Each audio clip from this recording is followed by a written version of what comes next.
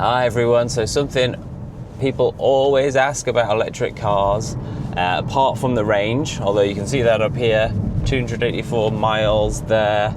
It was what, 285 when I set off. If I turn off the climate control, it's 286.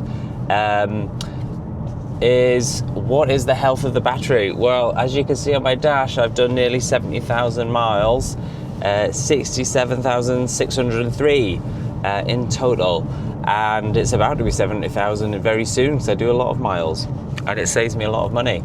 But what is the health of the battery? Well, down here by my right knee, my right driver's knee, down here, there is an OBD port, which is what a garage would use to do diagnostics on any car, electric or petrol or diesel.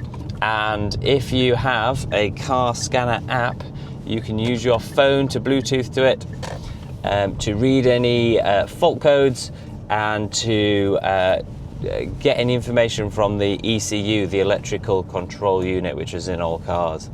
And it'll tell you things like the oil temperature in a petrol car, and the RPM and the horsepower and this, that and the other.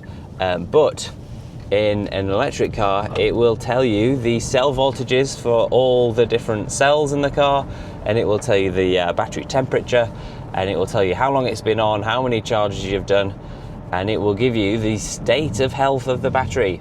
Now that is a bit of an opaque term, but the state of health of the battery is the nearest thing that we have to what is the capacity of the battery versus when new.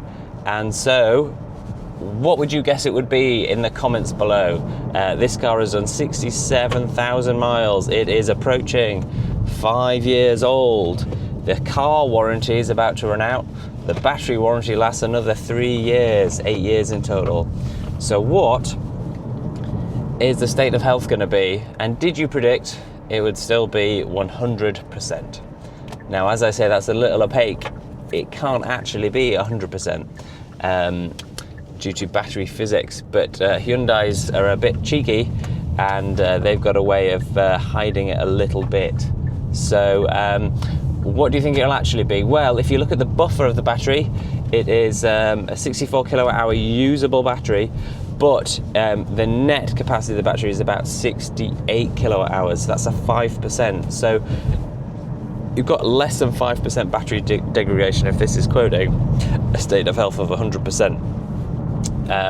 Now, is that a bit of a scandal that it could be at 5% before the Hyundai will ever declare a 1%? And is it a bit dodgy then in winter, when I tested this at 62,000 miles or 56, I can't remember now, I'll pop some text up here, that it was actually down to 96% state of health, but it's had a battery update, and actually each time you charge it from less than 20% to 100%, it recalibrates what the capacity of the battery is and recalculates that state of health number. So batteries can hold less capacity in really cold weather. So when I tested that at -3, it couldn't quite hold as much charge as normally it could at 20 degrees C, so it reported a lower state of health perhaps.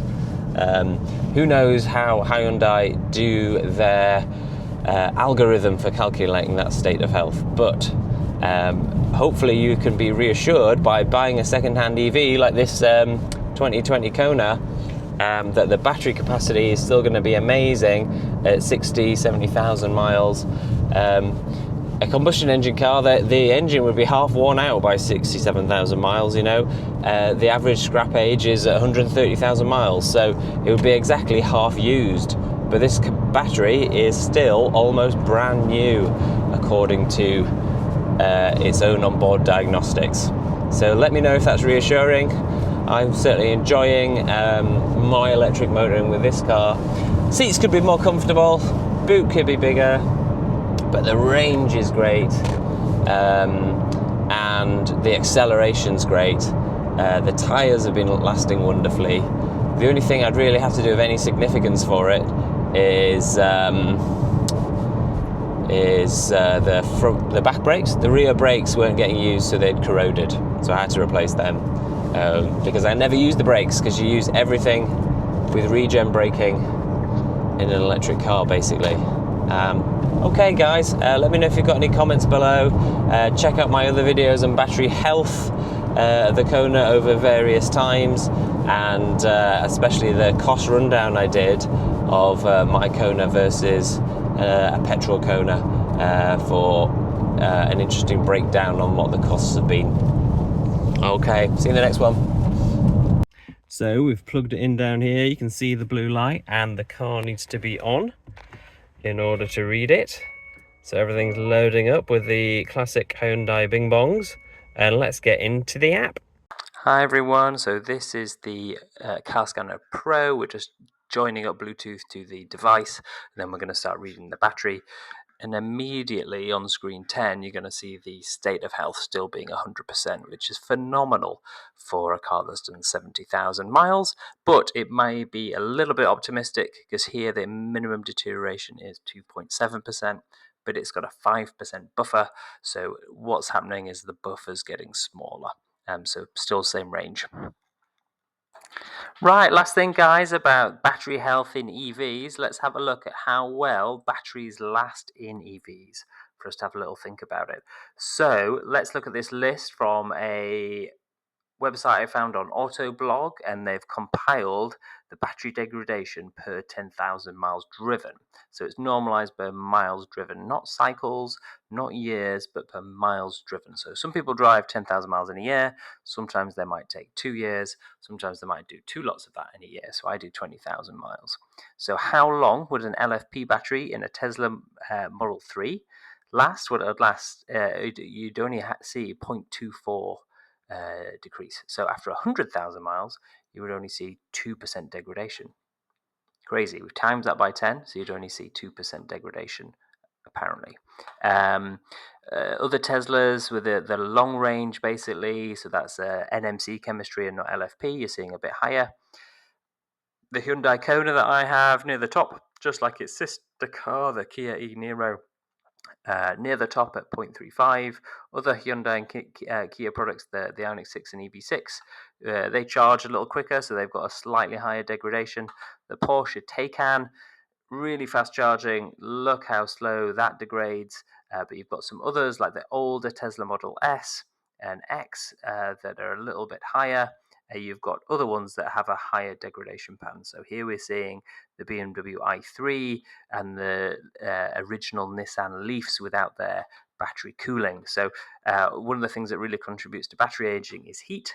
And the original Leafs and even the Leaf Plus from 2018 onwards didn't have battery cooling, so it could get too hot and would only be able to cool it passively through air cooling. But yeah, look at all that. Really low battery degradation from all of these different types of cars, all these common ones that you see. So let's even look at the worst. So if you do 100,000 miles in a Leaf, you will have 8% degradation, or nearly 9 according to this. So that's absolutely fabulous. Hi guys, so final bit of the video, we're going to cover how to prolong your lithium-ion batteries. So this is a fantastic website from the Battery University. So let's cover all the different factors that affect how long your battery lasts. So the first graph that we're going to look at is cycles. So the more you cycle your battery, that is charge and discharge, the more they're going to age. Kind of what you knew. Going to be the same as the miles really, but it's displaying it in a different way. If we come to the next thing, depth of discharge. If you're going from 0 to 100, you're putting a lot of chemical stress on that battery, and you are inducing lots of chemical reactions, and you're going to age the battery quicker than if you do a smaller depth of discharge. But it's not a linear thing. It is much more than that. So if you do 100% depth of discharge, you will only have 300 cycles in an NMC battery. Now remember, my car's got about 250 miles range on average. It's probably more like 270 is the average. So let's put that in. 270 times 300, 81,000 miles. I've already done 70. So yeah, I really wouldn't want a knackered battery right now, would I? So that's why you don't drive from 0 to 100%. Whereas if you're only using a 10% of your battery at a time, you don't just get 10 times more cycles, do you? You get 20 times more cycles. So instead of getting 3,000, you get 6,000. So it's not linear. It's exponential. The lower amounts of stress you put on the battery, you get exponential increases in the amount you're able to go. So how I actually use my car is I can charge every day if I need to. So I drive from 70 to 40%, and that works out at, let's say, 270 miles times by the cycle length.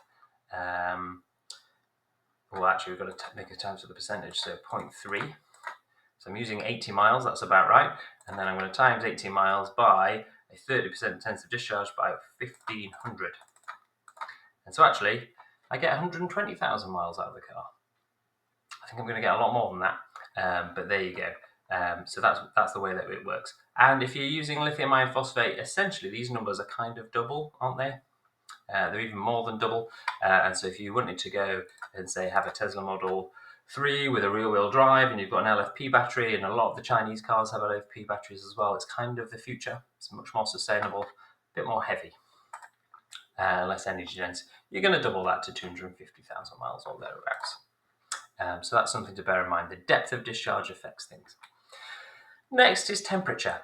Now, this is most relevant if you are storing the car for a period. So if you go on holiday and leave it in the airport car park and there is a heat wave and it is consistently 40 degrees out, your battery is going to age. Say if you went on holiday for a year, and you've left it there, and it's 40 degrees all the time, somewhere in the desert.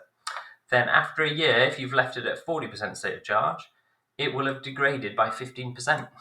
But if you've left it at 100 for that whole time, at 40 degrees, then it's going to have degraded by 35%. So the amount of state of charge makes a difference, but also the temperature. Let's say you're in Canada. You've parked your car, it is freezing out, and it's going to stay freezing for a whole year. If you've left the car at 40% state of charge, you're going to have lost 2% of your battery. But if you've left it at 100, you're going to have lost 6. So you've tripled the loss by leaving it at a high state of charge. So that's something that we talk about how you want to, how much you need to charge to 100%. If you're not using the full range of the car, do you want to limit that? Keep the depth of discharge lower and leave the storing charge lower. You don't have to, it's just an interesting thing. Now, charge level. So this is what BMSs do. Technically, you can charge a lithium-ion battery to 4.3 volts. Not advisable. The standard is 4.2 volts. And if you do that, you'll get in between 3 and 500 charges, and that's kind of 100% of the battery energy. What you'll find for most EVs are that they don't go to 4.2 volts each individual cell. They might go to not 4.13, I've seen mine much higher than that, but 4.15, 4.17. And by keeping it below that, you will increase the discharge cycles. So you'll go from 3 to 500 to 4 to 700, and you will make the battery last longer.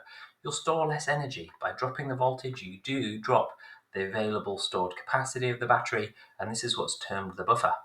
So you may see on the dash of the car that you charged to 100%, but if you plug in an OBD dongle, you will find that the battery management system state of charge for the battery nominally will be about 95, 97%, and that is the buffer. So my car is a 64 kilowatt hour Kona, but actually its net capacity when new was 68 kilowatt hours. And part of what this buffer is, or the difference between that net and gross capacity, is all about the voltage. And so you've got a little bit less available energy, but it's making the battery last.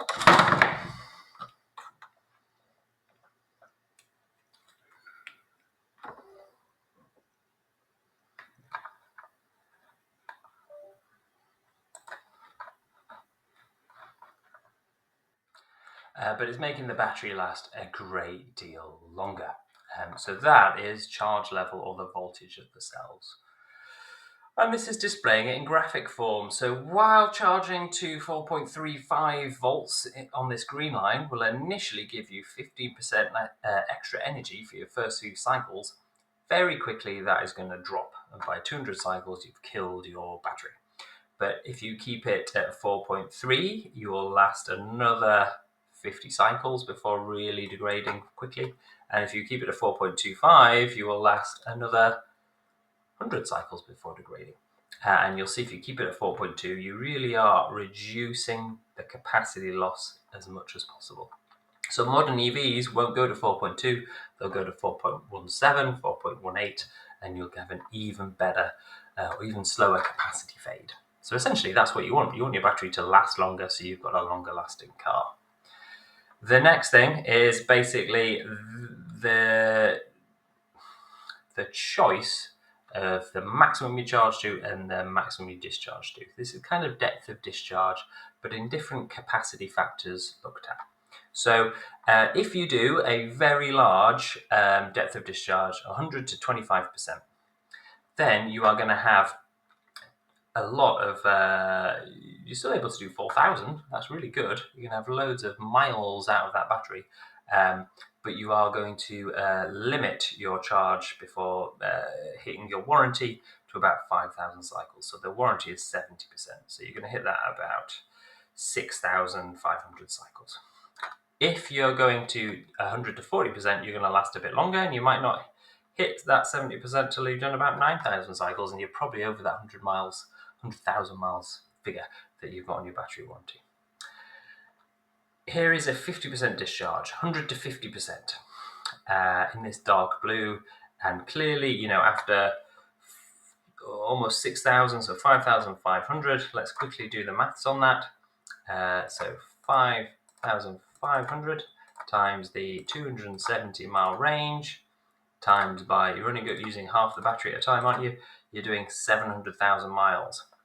But if we compare that 50% discharge versus this 75 to 25, you can see that you've lost a lot less. So instead of your battery health being 80% after that, you are only at 87 or something like that. So you can make your battery last a lot longer by doing something like this. So what's mine? I do 70 to 40, so very similar to this purple, 75 to 45. So really low capacity fade, which is why my battery is still at 100% state of health, or a minimum utilization of 3%. So I'm somewhere up here, essentially. What else do we want to talk about? So what's the summary, guys? Well, environmental conditions, not just cycling alone, govern the longevity of lithium-ion batteries. The worst situation is keeping a lithium-ion battery charged at 100% for prolonged periods at high temperatures. But battery packs do not die suddenly, but they gradually have capacity fade over time, over cycles. Lower charge voltages prolong battery life, and electric vehicles take advantage of this. And remember, satellites have batteries in, and so this learning is key, for example, for keeping satellites working as long as possible. So in summary, your car battery will last for ages no matter what you do, but your battery management system is helping to optimize that. How you use it can really help prolong the battery life. If you're only ever driving 10, 20 miles a day, there is no point charging from 90 to 100%. You'll just age your battery more than you need to. Feel free to limit the charge to 80 or 70%. To keep the voltage on your individual cells down to make the battery last longer, particularly if you are not doing long journeys every day. If you really wanted to make them last as long as possible, do 60 to 40% depth of discharge. But if you're doing a long journey, feel free to charge to 100%. Save yourself time, save yourself money, and get all that convenience of just charging at home. If you just want to charge from 100% and recharge it whenever it hits 75 or whatever, you might not be doing any favors to your battery, but if that's what you want to do, that's what you want to do, and your car will be just fine. Thanks for tuning in, guys. I'll see you in the next one.